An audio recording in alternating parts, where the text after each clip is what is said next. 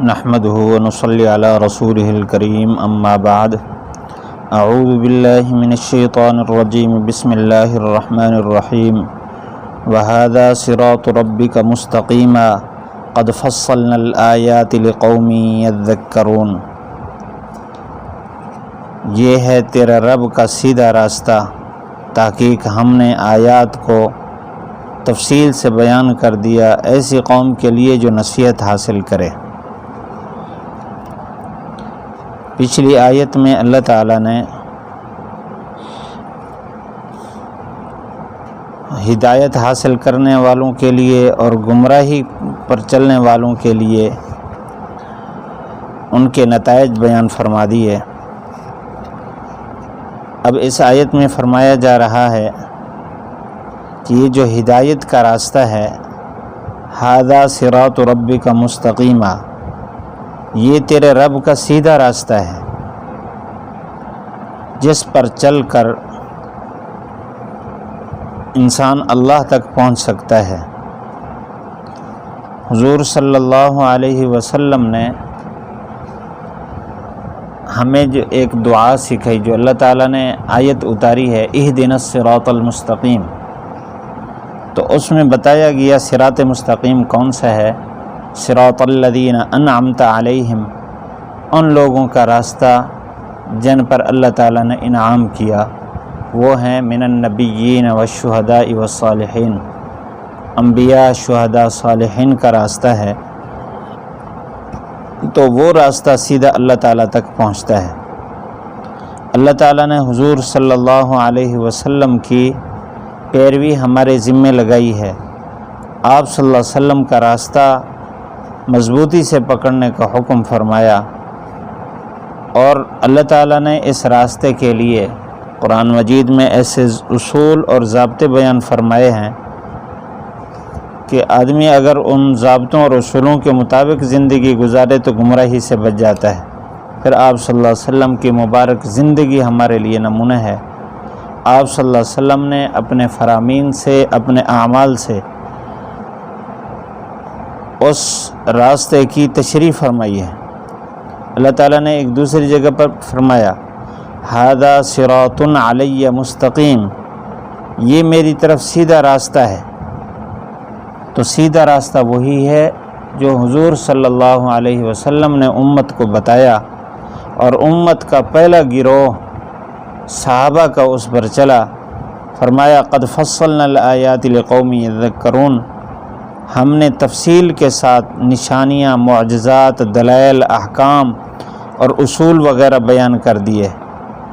آیات سے مراد یہاں نشانیاں، معجزات بھی اور دلائل بھی، توحید پر، رسالت پر، قیامت پر،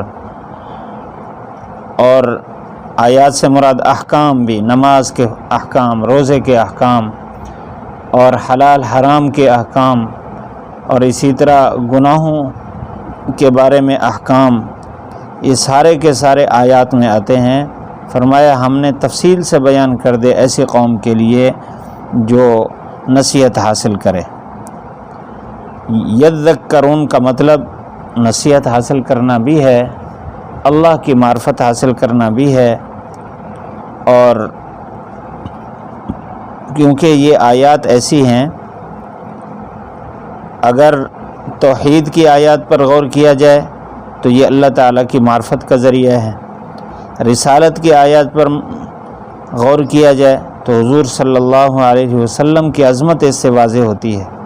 اگر احکام پر غور کیا جائے تو اللہ تعالیٰ نے تفصیل سے احکام بیان فرما دیے ہیں، اور اگر اصول اور ضابطے پر غور کیا جائے تو ہر شعبے کے اصول اور ضابطے قرآن مجید نے بیان فرمائے ہیں۔ اگر کوئی قوم اس نصیحت کو پکڑے تو یہ قوم انتہائی کامیاب قوم ہے۔ اللہ تعالیٰ نے سورۃ غاشیہ میں ایک جگہ فرمایا، فذکر فإن الذکریٰ فذکر انما انت مذکر، آپ نصیحت کرتے رہیں، آپ کا کام نصیحت حاصل کرنا ہے، نصیحت کرنا ہے۔ اور سورۃ اعلیٰ میں ہے سیذکر من یخشی، نصیحت وہی آدمی پکڑے گا جس کے دل میں خوف ہوگا، جس کے دل میں آخرت کا ڈر ہوگا، محاسبے کا ڈر ہوگا، اور اللہ تعالیٰ کی بیان کردہ نشانیوں میں وہ غور فکر ضرور کرے گا۔ اور ایک جگہ فرمایا وَاذْكُرْ رَبَّكَ فِي نَفْسِكَ، اپنے دل میں اپنے رب کا ذکر کر، بِالْغُدُوِّ وَالْآصَالِ، صبح کو بھی شام کو بھی، وَلَا تَكُن مِّنَ الْغَافِلِينَ، غفلت پکڑنے والوں میں سے نہ ہو۔ جو آدمی صبح شام اللہ تعالیٰ کا ذکر کرتا رہے، اللہ اس کو نصیحت کی توفیق عطا فرماتے ہیں۔ تو بہرحال ان آیات میں ہمیں یہ بتایا گیا کہ اللہ تعالیٰ نے سیدھا راستہ بیان کر دیا ہے، اب ہماری ذمہ داری ہے کہ ہم اپنی ساری زندگی انہی اصولوں کے مطابق گزاریں، تو ہماری یہ ساری زندگی ہمیں قیامت کے دن نفع دے گی۔ اور اگر اپنی مرضی سے زندگی گزارتے رہے، کبھی حلال کی طرف، کبھی حرام کی طرف، کبھی جائز کی طرف، کبھی ناجائز کی طرف، تو یہ زندگی کامیاب زندگی نہیں ہے۔